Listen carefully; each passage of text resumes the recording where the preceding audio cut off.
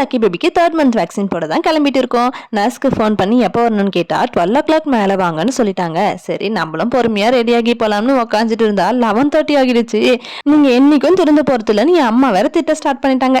சரின்னு திட்டு வாங்கிட்டு எப்போதும் போல அறக்க பறக்க கிளம்ப ஆரம்பிச்சிட்டோம். இதுல லக்கியை ரெடி பண்றது தான் பெரிய டாஸ்கே. ஆஸ் யூஷுவல் பொட்டு வைக்கிறது தான். பட் இன்னைக்கு புதுசா ட்ரை பண்ணலான்னு அச்சில வச்சோம். இந்த டிசைன் லக்கிக்கு எப்படி இருக்குன்னு கமெண்ட்ல சொல்லுங்க. அப்புறம் ஒரு வழியா ரெடி பண்ணி கூப்பிட்டுன்னு போயிட்டோம். அங்க போனா செம்ம ரஷ். சரின்ட்டு எல்லாரும் போட்டுட்டு போகட்டும், நம்ம லேட்டாவே போட்டுக்கலான்ட்டு இருந்தோம். பிகாஸ் லக்கி வந்து தூங்கிட்டு இருந்தாங்க. அதனால வந்துட்டு நாங்க வெயிட் பண்ணிட்டு இருந்தோம். அதுக்கப்புறம் கொஞ்ச நேரத்திலே லக்கி எழுந்துட்டாங்க. அதனால நானும் லக்கியும் ஜாலியா பேசி விளையாடிட்டு இருந்தோம்.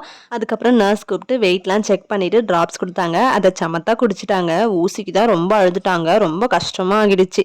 ஊசி போட்டதுல பிளட்லாம் வந்துச்சு. பாப்பாவை பார்க்கவே ரொம்ப கஷ்டமா ஆகிடுச்சு. அது என்னமோங்க, என்னதான் போல்டா இருந்தாலும் குழந்தை அழுதா மனசு வலிக்க தான் செய்தில்ல.